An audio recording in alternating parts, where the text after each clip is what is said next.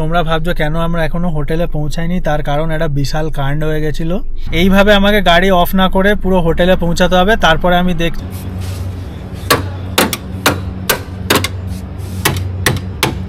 তো hill driving নিয়েও অনেক টিপস আমি গাড়ি চালাতে চালাতে যেরকম সিচুয়েশন ফেস করব সেরকম দিতে থাকবো।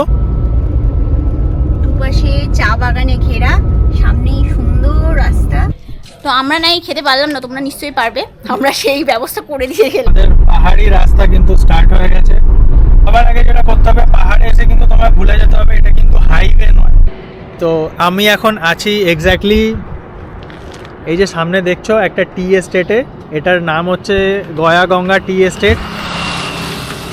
তো তোমরা যদি আমাদের লাস্ট ব্লগটা দেখে না থাকো, আমরা কলকাতা থেকে ননস্টপ যাচ্ছি কালিম্পং। তো এই জায়গাতে লাস্ট ব্লগটা আমি এন্ড করেছিলাম, বিকজ ব্লগের লেন্থটা অনেক বড় হয়ে গেছিলো। তো এই সেম জায়গা থেকে আবার আমরা আমি ব্লগটা স্টার্ট করছি। জার্নিটা আমাদের কন্টিনিউই আছে, এখানে আমরা জাস্ট একটা স্ট্রেচিং ব্রেক নিয়েছিলাম। এখন বাজে সকাল 9টা এক্স্যাক্টলি। আমরা বেরিয়েছি কালকে রাত 9:30 থেকে কলকাতা থেকে। তো অলমোস্ট 12 আওয়ার্স ড্রাইভ হয়ে গেছে। এখান থেকে আমরা যাব কালিম্পং। বাট নর্মালি লোকে যেটা যায় সেটা হচ্ছে শিলিগুড়ির রাস্তাটা দিয়ে যায়। বাট শিলিগুড়ির রাস্তাতে এখন কাজ চলছে, তাই জন্য শিলিগুড়ির রাস্তাটা বন্ধ, যেটা NH10 সেটা এখন বন্ধ আছে। প্লাস আমি যতবার এই দিকে এসছি আমার মনে হয়েছে যে রাস্তাটা দিয়ে আমরা যাব সেই রাস্তাটা অনেক বেশি সিনিক। তো সেটা এক্স্যাক্টলি কোন রাস্তা সেটার জন্যে ব্লগটা কন্টিনিউয়াসলি দেখতে থাকো। আর হ্যাঁ, এই পুরো ব্লগে আমি রোডের পুরো ডিরেকশন আর ডিটেলস তো দেবই। তাছাড়া অনেকে আমি দেখেছি যে হিল ড্রাইভিংয়ে নিজেরা একা আসতে একটু হেজিটেট করে। তো হিল ড্রাইভিং নিয়েও অনেক টিপস আমি গাড়ি চালাতে চালাতে যেরকম সিচুয়েশন ফেস করব সেরকম দিতে থাকবো। আর দেখতেই পাচ্ছ যে ওয়েদারটা আজকে কিন্তু দারুণ আছে, মানে কোনো রোদ নেই, পুরো মেঘলা। আমরা কীরম বৃষ্টির মধ্যে দিয়ে এসছি সেটা যদি দেখতে হয় তাহলে আগের ব্লগের লিঙ্কটা আমি ওপরে দিয়ে দিচ্ছি। সেটা একটা আলাদাই অ্যাডভেঞ্চার আমাদের হয়েছে, সারা রাত বৃষ্টির মধ্যে দিয়ে চালিয়ে, তো সেইটা দেখে নিও গিয়ে। আর কাল সারা রাত বৃষ্টির মধ্যে দিয়ে কাদার মধ্যে দিয়ে আসার পর দেখতে পাচ্ছ গাড়িটার কি অবস্থা, একদম নোংরা হয়ে গেছে। পেছনটাও একদম পুরো কাদা কাদা হয়ে গেছে। বাট হ্যাঁ, বৃষ্টির মধ্যে দিয়ে চালিয়ে যে এনজয়মেন্টটা হয়েছে মানে সেটা বলার মতো না। সেটা প্লিজ তোমরা লাস্ট ব্লগটা গিয়ে একবার দেখে নিও। তো ফুলবাড়ি ক্রস করার পর যে ডেস্টিনেশনটা তোমরা ম্যাপে সেট করবে সেটা হচ্ছে লাভা মনেস্ট্রি। তো আমরা বেসিক্যালি গরুবাথান দিয়ে লাভা হয়ে কালিম্পং ঢুকবো। মানে কালিম্পং দুদিক দিয়ে ঢোকা যায়, একটা হচ্ছে সেবক রোড দিয়ে গিয়ে যেটা নর্মালি যেটা কমন রুট সেদিক দিয়েও যাওয়া যায়, আর লাভা ঘুরেও যাওয়া যায়। তো আমরা লাভা ঘুরে যাব।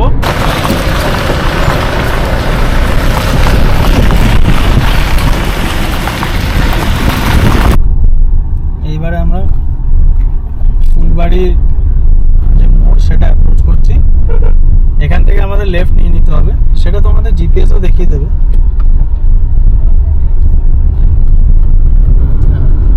এইখান থেকে আমরা লেফট যাব, লেফট গিয়ে সামনে থেকে আবার এটা ওই পাশে একটা শর্টকাট আছে ক্যানাল রোড বলে, নিয়ে যাওয়া যাবে না, সেখান থেকে ইউটার্ন নেব।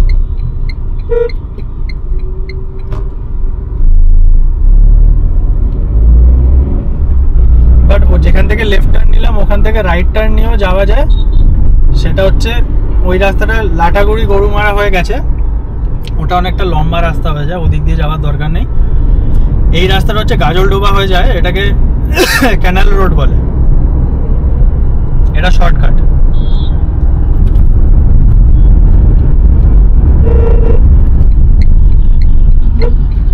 এখান থেকে ইউটার্ন।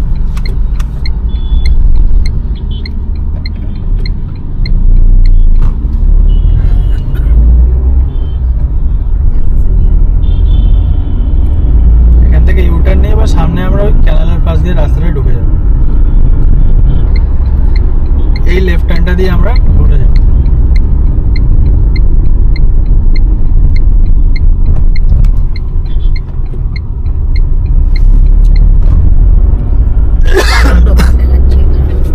হচ্ছে গাজলডোবা যাওয়ার রাস্তা, এটা শর্টকাট। তো ওই যে ক্যানাল রোডটা দেখিয়েছিলাম, ওই ক্যানাল রোডটাতে একটা ফ্লাইওভার আছে, ওটা এখনো আন্ডার কনস্ট্রাকশন আছে। তো ওর নিচ দিয়ে একটা ডাইভারশন আছে, তো রাস্তাটা একটু খারাপ, তো এটা অনেকটা ঘুরে যেতে হয়। লাস্ট টাইম যখন আমি ঝালং এসেছিলাম তখনও সেম সিচুয়েশন ছিল। আমি ভেবেছিলাম এখন হয়তো রাস্তাটা হয়ে যাবে, বাট হয়নি। এখানটার জন্য অনেকটাই স্পিডটা কমে গেছে, বিকজ এই রাস্তার অবস্থা খুবই খারাপ। বেশি স্ট্রেচ না, 5 কিলোমিটারের একটা স্ট্রেচ হবে যেটা খারাপ। এই দেখো তিস্তা ব্যারেজ, কি সুন্দর লাগছে। যতটা আমি চোখে দেখে সুন্দরটা ফিল করছি, তোমরা হয়তো বুঝতে পারছো না, কিন্তু তাও আমি নেওয়ার চেষ্টা করছি। তো আমরা এখন গাজলডোবা রোডের ওপর আছি, আর এই রোডের ওপর একটা BPCL এর পেট্রোল পাম্প আছে।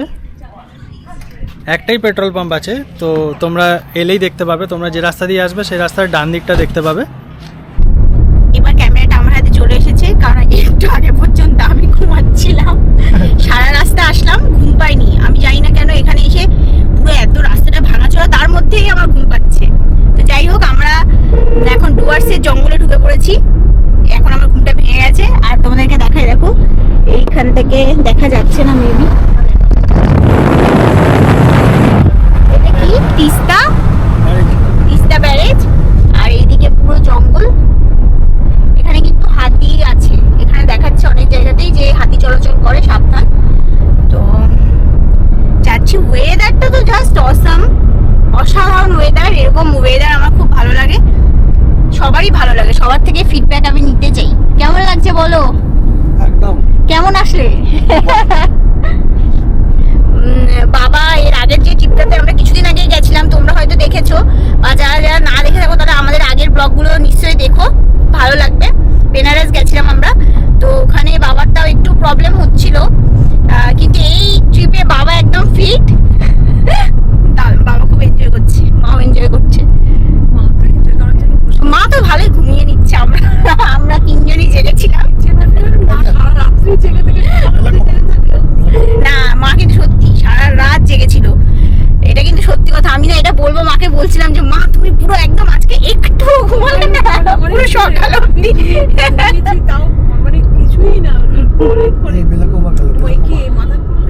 যাই হোক, আমরা যাচ্ছি। তো এইখানে আরেকটা পেট্রোল পাম্প আছে, ইন্ডিয়ান অয়েল। সেম এই জিনিসটাই ও তোমাদেরকে হয়তো বলে দিয়েছে যে এটা লাস্ট, কিন্তু এটাই আগের বারও করেছিল। আমরা ওটা দেখে প্রথমবার ওটাতেই ঢুকে গেছিলাম, ওই পেট্রোল পাম্পটাই। এখানে একটা খাওয়ার জায়গা আছে, খাবে নাকি? তো এখানে আরেকটা আছে পেট্রোল পাম্প, এখানে একটা খাবারও জায়গা আছে। টাইমও হয়ে গেছে, কটা বেজে গেছে এখন? এখন বাজে 10টা বাজে। তো 10টা বেজে গেছে। ব্রেকফাস্ট, সবার ওষুধ খাওয়াও আছে, তো ব্রেকফাস্ট করা হয়নি। পেট্রোল পাম্পটা কিন্তু দারুণ সুন্দর সাজানো, ইন্ডিয়ান অয়েল এটা। রাস্তা খোলা না বন্ধ থাকে? এখানে হলো একটা টি পয়েন্ট দেখো আছে, দেখে তো দারুণ লাগছে সাজানো, কিন্তু জানি না খুলেছে কিনা। তো হোটেল ক্যানেল ভিউ বলে একটা হোটেলও আছে, খাবার হয়তো বা কিছু তো পেয়েই যাব মনে হয়। ব্রেকফাস্ট রেস্টুরেন্ট ওপেন হয়েছে, তো এবার ওপেন হয়েছে, বা আমরাই ফার্স্ট ওপেন হবে আমরা এসেতে। তো চলো যাই দেখি। এটা যদি ভালো হয় তাহলে এই রুটে একটা মানে একটা ভালো খাওয়ার জায়গা আবিষ্কার হবে। এটা হঠাৎ যেতে যেতে আমার চোখে পড়লো। এটা কিন্তু গতবার ছিল, সেটা তো খেয়ে বলবো, তাই না? গতবার ওপেন হয়নি, গতবার এটা ওপেন হয়নি, এটা নতুন খুলেছে। ফুলটুল দিয়ে এ করে রাখা। খাবার পাওয়া যাবে না এখানে, শুধু ম্যাগি আছে। কিন্তু হ্যাঁ, শুধু ম্যাগি পাওয়া যাবে। কিন্তু ওনার বাড়ি মনে হয় তেঘরিয়া, আমাদের কলকাতাতেই। তো এটা একটা ভালো ব্যাপার। তো উনি ফোন করে বলে দিচ্ছে একটা কোথাও খাবার পাওয়া যাবে, মানে উনি আমাদের হেল্প করে দিচ্ছে, কলকাতা থেকে এসছি শুনে। তো এটা একটা ভালো ব্যাপার। হোটেলটা কিন্তু দারুণ সুন্দর এমনি। যারা এই রুটে পরে আসবে, এটা মোটামুটি 1 সপ্তাহের মধ্যে ওপেনিং হয়ে যাবে, তখন এখানে ট্রাই করতে পারো, বাট এখনো ওদের পুরোপুরি অপারেশনাল হয়নি। তো আমরা নাই খেতে পারলাম না, তোমরা নিশ্চয়ই পারবে। আমরা সেই ব্যবস্থা করে দিয়ে গেলাম, তোমাদের দেখিয়ে দিয়ে গেলাম। দারুণ সুন্দর এখানটা, দুপাশে চা বাগানে ঘেরা, সামনেই সুন্দর রাস্তা। এই জায়গাটা কি জায়গা গো? এটা ওই যে রাস্তাটা দিয়ে আসছি ওটার উপর দিয়ে। হ্যাঁ, এটা লাটাগুড়ি এক্স্যাক্টলি নয়, এটা এখানে মালবাজার আমরা ঢুকছি বেসিক্যালি। এটা এগুলো সব আর্মির জায়গা। এই জায়গায় ডান দিকটা আর্মি, বাঁ দিকটা পুরো টি গার্ডেন। বাদিকটা পুরো টি গার্ডেন। জানি না। এই জঙ্গল, দুপাশে জঙ্গল, মাঝখান থেকে রাস্তা, কি দারুণ লাগছে। জঙ্গলটার নামটা আমরা দেখেছি, পড়েছি, এটা বৈকুণ্ঠপুর জঙ্গল। এখানে থাকতো রঘু ডাকাত। না না, বলে তোমরা যারা চন্দ্রের দেবী চৌধুরানী পড়েছো, এই দেবী চৌধুরানী এই জঙ্গলেই থাকতো। শুনে নিয়েছো? এটা আমার কাছে অজানা ছিল, আমি পড়িনি, কিন্তু এটা আমি জানি, গল্পটা আমি জানি, কারণ আমি দেখেছি আগে সিরিয়াল নাকি কিছু একটা ছিল, তখন দেখতাম। তো ওই রাস্তাটা দিয়ে এতক্ষণ আসছিলাম, তারপরে বাদিকে চলে আসতে হবে। এটা ওদলাবাড়ির রাস্তা। রাস্তাটা দেখেছো কি সুন্দর, রাস্তায় ঢুকে গেছি, দারুণ সুন্দর। এইরকম রাস্তা আমার দারুণ লাগে, এরকম বড় বড় গাছ থাকবে, পুরো রোডটাকে ঢেকে দেবে দুদিক দিয়ে, এরকম ক্যানোপির মতো। এই জন্যই বললাম যে এই রুটটা অনেক বেশি সিনিক, আর সেটার পার্টটা মেইনলি এই জায়গাটার থেকে স্টার্ট হয়। হ্যাঁ, কারণ দুপাশে পুরো এরকম টি গার্ডেন, আর সামনে মাঝখানে এরকম রাস্তা, আর এরকম ওয়েদার, রোদ্দুর নেই, কি অসাধারণ। তো তোমরা যারা যারা প্ল্যান করতে চাইছো এর মধ্যে প্ল্যান করে ফেলো, বৃষ্টিও পেয়ে যাবে, দারুণ এনজয় করবে। আমরা তো দারুণ এনজয় করছি।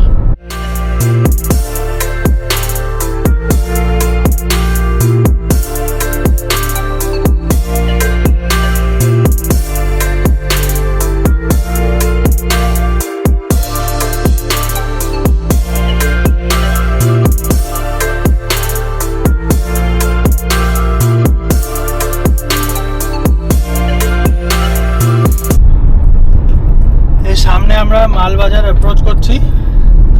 এখান থেকে আমাদের লেফট চলে যেতে হবে গুরুবাথান। এই যে দেখো সামনে এই যে বোর্ডে দেওয়া আছে ডামডিম স্টেশন 2 কিলোমিটার ডান দিক, আর বাঁ দিকে হচ্ছে গরুবাথান। তো এই বাঁ দিকের রাস্তাটা দিয়ে হচ্ছে পুরো লাভার দিকে রাস্তাটা উঠে গেছে।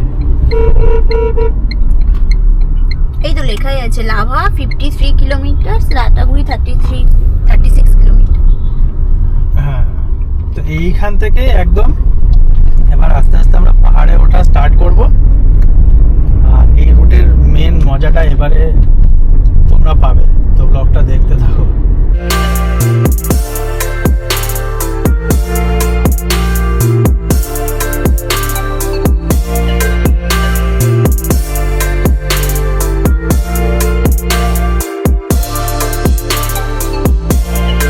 সামনে দেখো আমাদের পাহাড়ি রাস্তা কিন্তু স্টার্ট হয়ে গেছে। একটু আগে গরুবাথান ক্রস করেছি, আর গরুবাথানের পর থেকে কিন্তু কন্টিনিউয়াস এলিভেশন আছে। যেরকম আমি তোমাদের বলেছিলাম যে হিল ড্রাইভিং নিয়ে আমি তোমাদেরকে কিছু কিছু টিপস দেবো।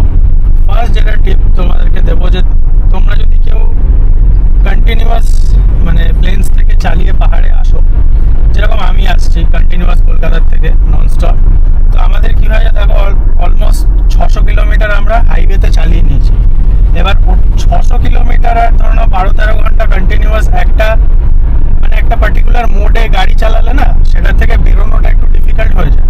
তো অনেক সময় আমরা কি করি, ওই মোডেই পাহাড়ে এসে ওই মাইন্ডসেট নিয়ে চালাতে শুরু করে দিই। সবার আগে যেটা করতে হবে, পাহাড়ে এসে কিন্তু তোমায় ভুলে যেতে হবে এটা কিন্তু হাইওয়ে নয়। তো হাইওয়েতে তুমি যেরকম ভাবে চালিয়েছো, যতটা রিল্যাক্স ভাবে চালিয়েছো, কারণ ওখানে অনেক লং স্ট্রেচ থাকে, সেখানে আমরা অতটাও কেয়ারফুলি সবসময় চালাই না। তো সেই জিনিসটা কিন্তু পাহাড়ে এসে করলে হবে না। এখানে কিন্তু অলওয়েজ তোমাকে অ্যালার্ট থাকতে হবে। এই এলিভেশনের ক্ষেত্রে যেটা তোমরা করবে সেটা হচ্ছে, দেখো দু রকম ব্যাপার আছে। একটা হচ্ছে তোমাদের যদি ন্যাচারালি অ্যাসপিরেটেড ইঞ্জিন হয় তাহলে সেরকম কোনো ইস্যু নেই।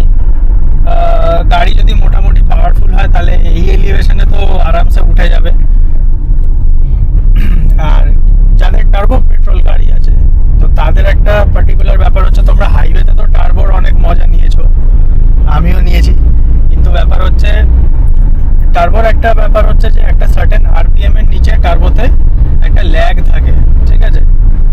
তো সেটা around 1.8K to 2K RPM অবধি জেনারেলি হয়। তো এইখানে তোমাকে যেটা করতে হবে সেটা হচ্ছে তোমাকে অলওয়েজ আরপিএম লেভেলটা 2 এর ওপর মেনটেন করতে হবে। তো আমি সাজেস্ট করবো ওরকমভাবে আরপিএম থেকে তো গাড়ি চালানো সম্ভব না। তো ইন জেনারেল একটা গিয়ার লোয়ার ডাউন করে চালাবে, মানে যেখানে তোমার মনে হবে যে গাড়ি থার্ড গিয়ারে চলবে, সেখানে থার্ড গিয়ারে না চালিয়ে সেকেন্ড গিয়ারে চালাবে, তাহলে দেখবে অনেক বেটার পাওয়ার আউটপুট পাবে। সিম্পল টিপ, এটা এটার জন্য একটু হয়তো মাইলেজ কম আসবে, বাট মানে সেরকম সিগনিফিকেন্ট কিছু কম আসবে না। যেরকম আমি দেখো এখন থার্ড গিয়ারে চালাচ্ছি 53-তে, প্লেনসে কিন্তু দেখো এখানে থার্ড গিয়ারে চালাচ্ছি 51-52 স্পিডে, বাট প্লেনসে কিন্তু আমি এই স্পিডে ফোর্থ গিয়ারে শিফট করে যাই। কিন্তু পাহাড়ের ক্ষেত্রে সেটা আমি করছি না, বিকজ তাহলে কি হবে, আরপিএম ফল করে যাবে আর ওই জায়গাটা আমার গাড়িতে পাওয়ার আমি পাবো না। আর এই যে সামনে দেখো একটা এরকম ইউ টার্ন আসছে, যেটাতে একটু এইখানে দাঁড়িয়েছিলাম। হালকা হলেও এলিভেশন আছে, এখানে আমি কি করবো, একটা ডাউন শিফট করে নেবো। ডাউন শিফট করে নিয়ে প্রপার আরপিএম রেঞ্জে রেখে দেখো কত আরামসে গাড়ি পাওয়ারে উঠে যাবে। এই উঠে গেলে এবার তুমি আবার আপ শিফট করে নাও, একটু গিয়ার শিফটটা বেশি করতে হবে। কি হ্যাঁ, ল্যান্ডস্কেপটা এখানে দারুণ সুন্দর কিন্তু। আর যেই জন্য তোমাদেরকে আমি বলেছিলাম যে এই রুটটা দিয়ে যাব। আর যেটা আমি বলছিলাম যে এখানে পাহাড়ে একটু স্পেশালি টার্বো গাড়ি চালালে একটু বেশি লেজি হলে হবে না, একটু গিয়ার শিফটিংটা করতে হবে। এই যে থার্ড গিয়ার থেকে আমি আবার সেকেন্ড গিয়ার করছি, এখানে আবার একটু চড়াই আছে, সেকেন্ড গিয়ার করলাম, প্রপার আরপিএম রেঞ্জে গাড়ি আছে, আরামসে উঠে গেল। এটাই যদি আমি থার্ড গিয়ারে রেখে ওঠাতে যেতাম না, তাহলে কিন্তু গাড়ি আমার স্টল করে যেত। এই সিম্পল জিনিসগুলো মাথায় রাখলেই হবে, আর কোনো রকেট সায়েন্স কিচ্ছু নেই। আর সব থেকে বড় ব্যাপার হচ্ছে যে বেশি টেনশন নিয়ে গাড়ি চালালে হবে না। আর একটা প্রচন্ড ইম্পর্টেন্ট টিপ, আমরা দেখো রাস্তাটা তো মাঝখান দিয়ে দাগ দেওয়া আছে, তো আমরা সিটিতে বা হাইওয়েতে আমরা প্লেনসে কি করি, অনেক সময় ওই দিকের মানে অনকামিং লেনটা দিয়েও চালাই, কিন্তু পাহাড়ে কিন্তু সব সময় এই দিকের লেনটাতে স্টিক করবে, সেটা যাই হয়ে যাক না কেন। কারণ এখানে এত বেশি বেন্ডস থাকে যে উল্টো দিক দিয়ে সবসময় কি আসছে সেটা দেখা যায়। তো এখানকার যারা ড্রাইভার হয় তারা কিন্তু সবসময় এই জিনিসটা ফলো করে। দেখতে পাচ্ছ এলিভেশনটা কিরকম বাড়ছে, এখন আছে 1200, নড়েই যাচ্ছে 1222, 24, হুড় করে আমরা এলিভেশন গেন করছি। অনেকটা উঠছি আমরা এবার, খুব তাড়াতাড়ি উঠছি। জায়গাটার ওয়েদারটাই চেঞ্জ হয়ে গেছে, ঠান্ডা লাগছে, মানে এই কাজগুলো সব খোলা আছে, বেশ ঠান্ডাই লাগছে। আর আমাদের প্রো ড্রাইভার কিন্তু ভালোই সার্ভিস দিচ্ছে, ভালোই নিয়ে যাচ্ছে আমাদেরকে। তো কেমন লাগছে পাহাড়ে চালিয়ে আবার লাভাতে? বাইক নিয়ে তো এসেছি। হ্যাঁ, এই রাস্তায় কিন্তু বাইক চালিয়ে বেশি মজা। হ্যাঁ, হেভি মজা। কিন্তু বাড়ির থেকে এতটা আসাটা গাড়িতে অনেক বেশি মজা। কিন্তু রাস্তাটা দারুণ সুন্দর লাগছে, একবার এদিক একবার ওদিক, একবার এদিক একবার ওদিক হচ্ছে। এই জায়গাটার নাম হচ্ছে অ্যাম্বিওক। এখানে সবাই সামনে ওই জায়গাটা দাঁড়িয়ে ছবি তোলে, ওই যে জায়গাটা দেখছো ওখানে সবাই দাঁড়িয়ে ছবি টবি তোলে। এটা একটা ভিউ পয়েন্ট বলতে পারো। এই যে নিচে দেখো পুরো টি গার্ডেন আছে, আর ওদিকে পাহাড় দেখা যাচ্ছে আর টি গার্ডেন। তো আমরাও এখানে হালকা একটা ব্রেক নিয়েছি, একটু ছবি টবি তুলে নিচ্ছি। আর ওয়েদারটা আমাদের খুব ফেভারে আছে, এই ওয়েদারটা দারুণ, এতে দারুণ ছবি আসছে, কোনো কষ্ট নেই, কিচ্ছু নেই। টেম্পারেচারটা মানে খুবই কমফোর্টেবল টাইপের, কোনো কষ্ট টষ্ট কিছু হচ্ছে না।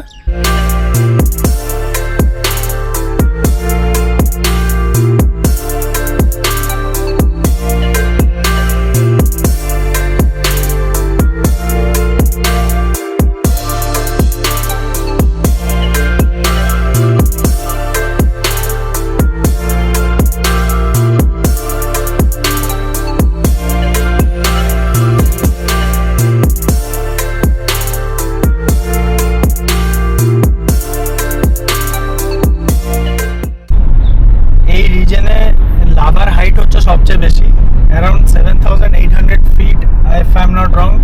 যদি ভুল বলে থাকি তাহলে নিচে কমেন্টে কারেক্ট করে দিও।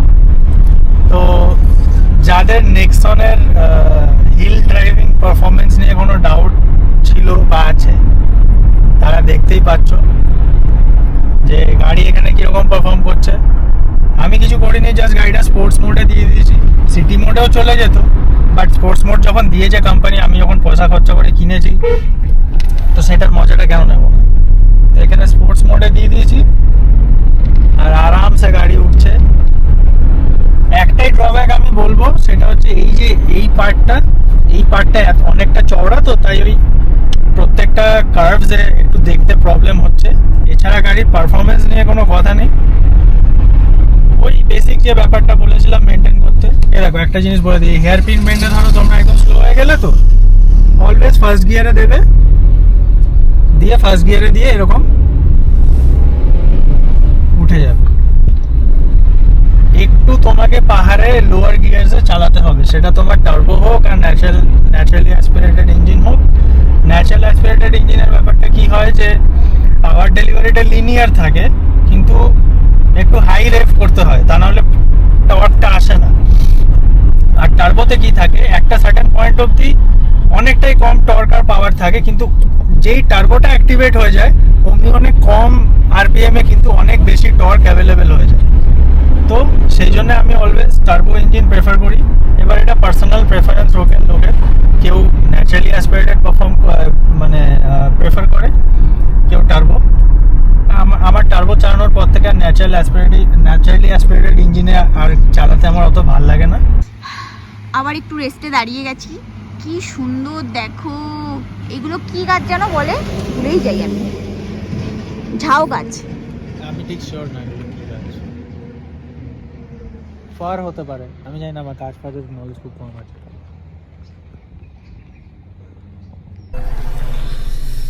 এখন 2:30 বাজে। তো তোমরা ভাবছো কেন আমরা এখনো হোটেলে পৌঁছাইনি, তার কারণ একটা বিশাল কাণ্ড হয়ে গেছিলো। সেটা হচ্ছে আমরা লাভার একটু আগে একটা জায়গায় দাঁড়িয়ে ছবি টবি তুলছিলাম, এসে দেখি গাড়ির ব্যাটারি ডেড, গাড়ি আর স্টার্ট হচ্ছে না। আর তারপর তো যা অবস্থা, লোকাল একটা গাড়িকে দাঁড় করিয়ে ফার্স্ট অফ অল তো রোড সাইড অ্যাসিস্ট্যান্সে ট্রাই করলাম, কেউ তুললো না।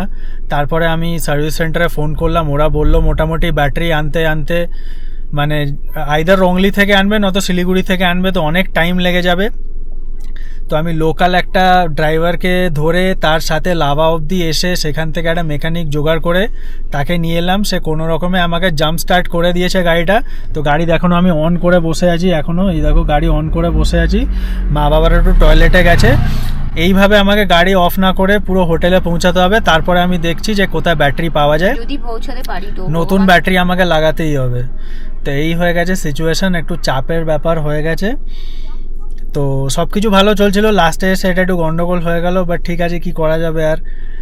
এখন মোটামুটি আমি হোটেল থেকে আরো 15 কিলোমিটার মতো দূরে আছি।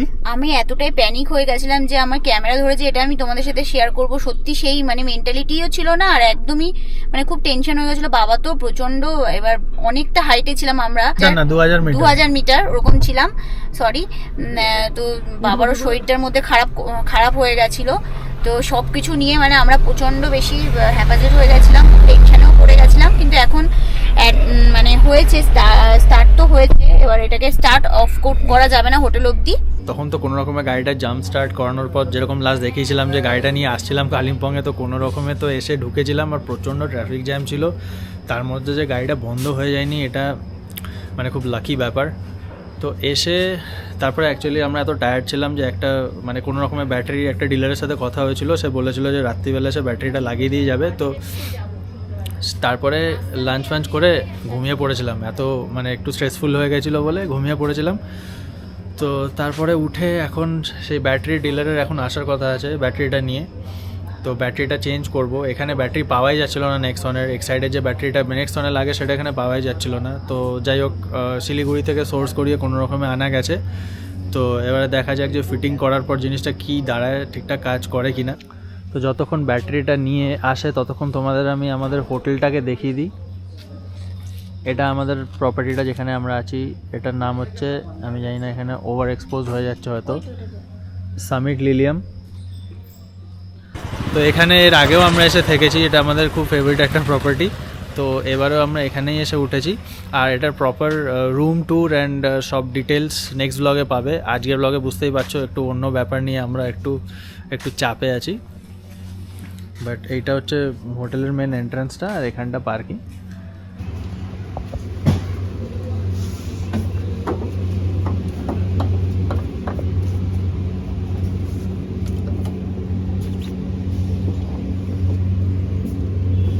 তো অ্যাকচুয়ালি যেটা হয়েছিল যে ব্যাটারি তো ডেড হয়ে গেছিলো, তো এখানে সামহাও আরেকটা ব্যাটারি জোগাড় করা হয়েছে, তো সেই ব্যাটারিটা এখন ফিটিং করাবো। তো দেখা যাক তারপরে ঠিকঠাক হয় কি না।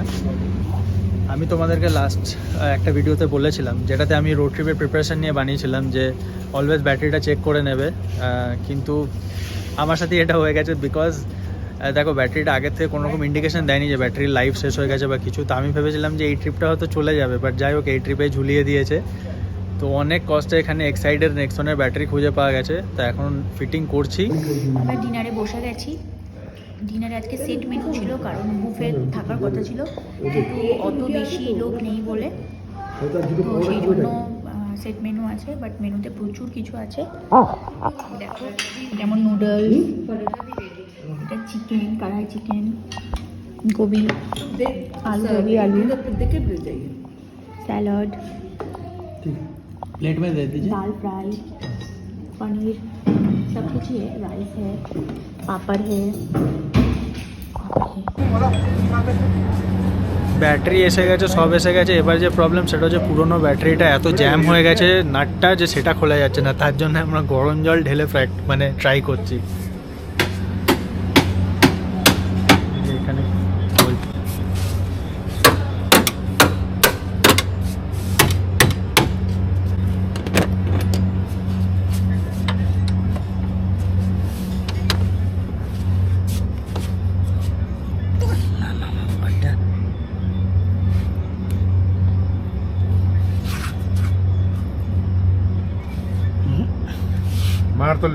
সো ফাইনালি আমাদের ডিনার হয়ে গেছে, আর আমাদের আজকের এই eventful data has come to an and.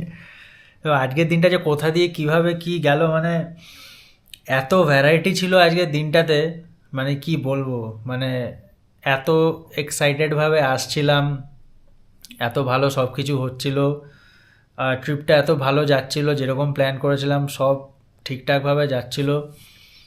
হঠাৎ করে গাড়ির ব্যাটারি ডাউন, মানে ব্যাটারিটা ডাউন হয়নি, মানে ব্যাটারিটা পুরো খারাপই হয়ে গেছে, এরকম না যে ওটাকে স্টার্ট করে আবার চালানো যাবে।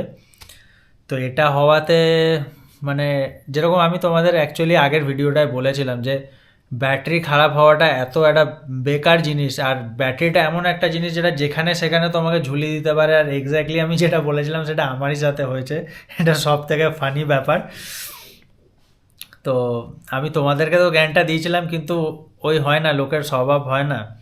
যে আমি ভেবেছিলাম যে এখন তো অত ঠান্ডাও নেই এখানে, তো ব্যাটারি বসে যাওয়ার চান্স নেই, তো এই ট্রিপটা আমি এই ব্যাটারিটা দিয়ে করে দিই, নেক্সট কোনো উইন্টারের ট্রিপের আগে ব্যাটারিটা চেঞ্জ করবো। আর ওইখানেই আমি ভুলটা করে ফেলেছিলাম। হ্যাঁ, অ্যাকচুয়ালি ব্যাপারটা হচ্ছে যে তোমার মানে ব্যাটারি যে চেঞ্জ করতে হবে এইটা তোমার মাথায় তখনই আসবে যখন এক দুবার কোনো ক্র্যাঙ্কিংয়ে প্রবলেম হয়েছে, বা এক দুবার ব্যাটারি কোনো সিমটমস দিয়েছে যে ওটা মানে লাইফ শেষ, বা সেরকম কোনো সিমটম দেয়নি। এবার আমি আমার যে সার্ভিস অ্যাডভাইজার আছে টাটাতে, ওর সাথে কথা বলে জানলাম যে এখন মোটামুটি স্কুটি বলো, বাইক বলো, গাড়ির সাথে যে OEM ব্যাটারিগুলো আসে, মানে কোম্পানি থেকে যে ব্যাটারিগুলো দেয় গাড়ি কেনার সময়, সেগুলো এত বাজে কোয়ালিটির হয় যে 2 বছরের বেশি লাস্ট করে না, আর এগুলো কিন্তু কোনো সিমটম দেয়ও না। তো আমি তোমাদেরকেও বলে দিচ্ছি যে আমার মতো সিচুয়েশান যাতে তোমাদের ফেস করতে না হয়। হ্যাঁ, ব্যাটারি যদি 2 বছরের ওপর চলে গিয়ে থাকে, আর যদি তোমরা রোড ট্রিপস করো, যদি কলকাতাতে থাকো তাহলে তো ঠিক আছে, যে ওখানে ব্যাটারি বসে গেল তো এসে চেঞ্জ করতে 1 ঘন্টার বেশি সময় লাগবে না। কিন্তু আমার যেরকম আজকে সিচুয়েশান হয়েছিল না, এই সিচুয়েশান যদি ফেস করা না হয় তাহলে তো আমি বলবো যে 5-6 হাজার টাকা খরচা করে ভাই ওই হেডেক থেকে বেরো। যেই ব্যাটারিটা লাগাবে সেটা কিন্তু 4-5 বছর আরামসে চলে যায়। তো অ্যাকচুয়ালি আজকে আমি মানে চাইলে ওই সিচুয়েশানগুলো যখন হচ্ছিলো তখনও ব্লগ করতে পারতাম, কিন্তু যে শুধু ব্যাটারির প্রবলেমটা ছিল তা না, বাবারও এখানে একটু ব্রিদিং ট্রাবল হচ্ছিল হাই অল্টিটিউডের জন্যে, আর গাড়িটা যেখানে আমার ব্যাটারি বসে গেছিলো সেখানেই ব্রিদিং ট্রাবলটা স্টার্ট হয়েছিল। তো আমার মাথায় এত টেনশান এসে গেছিলো যে মানে আমি গাড়িটাকে ঠিক করব না, তখন বাবাকে লো অল্টিটিউডে কী করে নিয়ে যাব, সব কিছু মিলিয়ে মানে একটা যাতা প্রেশার সিচুয়েশান হয়ে গেছিলো। তাই তখন যেহেতু একটা ম্যাটার অফ হেলথ হয়ে গেছিলো না, তো সেই জন্য তখন আমি আর কোনো এই ব্লগ করার বা এরকম কিছু করার মতো মেন্টালিটিতে ছিলাম না। তো যাই হোক গাড়িটা তো লাভাতে একটা মেকানিক পেয়ে আমি সেই মানে গাড়িতে আমার পুরো ফ্যামিলিকে রেখে ওইখানে আমি আরেকটা লোকাল গাড়ি তে ভাড়া করে আমি লাভা গিয়ে সেখান থেকে আবার মেকানিককে বাইকে করে নিয়ে এসে সেই মেকানিক আমাকে ওইটা পুশ স্টার্ট করে দিয়েছিল। আর আমার কাছে একটাই অপশান ছিল যে মানে ওই স্টার্ট করা অবস্থাতে একবারও স্টার্ট অফ না করে আমাকে পুরো ওখান থেকে কালিম্পং আসতে হবে। আর সেটা অ্যারাউন্ড 1.5 আওয়ার্স মতো ড্রাইভ ছিল এরকম হিলসে, যেখানে গাড়ির স্টার্ট যে কোনো সময় অফ হতেই পারে, স্পেশালি ইনক্লাইনে। তো ওই টাইমটা বহুত প্রেশারে ছিলাম, ঠিক আছে। তার কারণ ওইটাই প্রেশার ছিল অ্যাকচুয়ালি। হয়তো মানে আমাদের কি হয় নর্মালি যে আমি এতক্ষণ চালিয়ে এসেছি আমার গাড়ি একবারও কিন্তু অফ হয়ে যায়নি, কিন্তু ওই যে প্রেশারটা কাজ করছে না যে একবার অফ হলে তুমি এখানে স্ট্র্যান্ডেড হয়ে যাবে, ওটার জন্য আরও বেশি প্রেশার বিল্ড আপ হয়ে যায়। আর কালিম্পংয়ে আসার যেরকম আমি তোমাদেরকে বলেছিলাম যে আগের ওই রাস্তাটা তো আগে এসেছি, এই রাস্তাটা সিনিক বেশি, এই রাস্তাটা সিনিক বেশি আপ টিল লাভা অবধি, ঠিক আছে। কিন্তু লাভার পর অ্যাকচুয়ালি কালিম্পং ঢুকলে পুরো কালিম্পংয়ের পুরো মার্কেটটাকে ক্রস করে ঢুকতে হয়। আর ওই জায়গাটা প্রচণ্ড কনজেস্টেড। আর আমাদের লেট হয়ে যাওয়াতে আমরা মানে সেই যখন ওই স্কুল টুল ছুটি হয় না ওই টাইমটা এসে ঢুকেছিলাম, তো এত কনজেস্টেড ছিল। তার মধ্যে হচ্ছে যদি স্টার্ট অফ হয়ে যায় তাহলে আমার গাড়ি নিয়ে আমি ওইখানে স্ট্যান্ডার্ড হয়ে যাবো। তো এইরকম একটা সিচুয়েশনে তো সামহাও আমরা হোটেলে এসে চেক ইন করেছিলাম। তো তারপরে তো ব্যাটারি তো যেরকম আমি বললাম ব্যাটারি তো জোগাড় হলো লাস্ট অবধি। ওই ব্যাটারির যে নাট আছে ওটা এত টাইট যে সেই নাটটা খুলতেই পারিনি। তো কালকে কোনো মেকানিক নিয়ে এসে কালকে সকালে সেই নাটটা খোলার ট্রাই করা হবে। তো এখন আর অত কিছু নিয়ে চিন্তা করতে ইচ্ছা করছে না, ভালো লাগছে না। একটা ভালো প্রপার্টিতে আছি, এটার পেছনে যখন পয়সা খরচা হয়ে গেছে তো এখানে আরামসে একটু ঘুমাই, এই জায়গাটা এনজয় করি, তারপর যা হবে দেখা যাবে। অত ভেবেচিন্তে লাভ নেই, ভেবেচিন্তে কিছু করার তো নেই। ব্যাটারিটা পেয়ে গেছি, মানে ব্যাটারি অ্যাভেলেবেল হয়ে গেছে। প্রথমে তো সেটাও অ্যাভেলেবেল হচ্ছে না, তো সামহাও সেইটা অ্যাভেলেবেল হয়ে গেছে। এবারে পুরোনো ব্যাটারির নাট খুলছে না, বাট আশা করি কালকে খুলে যাবে, দেখা যাক লাস্ট অবধি কী হয়। তো আজকে বুঝতেই পারছো যে যতটা না ফিজিক্যালি এক্সস্টেড, মেন্টালি অনেক বেশি এক্সস্টেড। তো আজকের ব্লগটা এখানেই এন্ড করছি। আর যদি আমাদের মানে কালিম্পংয়ে আসার ব্লগটা আমি দুভাগে ভাগ করে দিয়েছিলাম, আগের পার্টটা দেখে না থাকলে সেটার লিঙ্ক আমি ওপরে দিয়ে দিচ্ছি, সেটা দেখে নিও। সেখানেও কিন্তু অনেক অ্যাডভেঞ্চারাস জিনিসপত্র হয়েছিল, ইনফরমেশনও অনেক আছে। রুট মানে কলকাতা টু শিলিগুড়ি রুটের পুরো ইনফরমেশন ওখানে পাবে, কারেন্ট কি রুট আপডেটস আছে সব ওখানে পাবে। তো ওটার লিঙ্ক আমি ওপরে দিয়ে দিচ্ছি। তো আজকের ভিডিওটা এন্ড করছি, নেক্সট ভিডিওতে আবার দেখা হবে।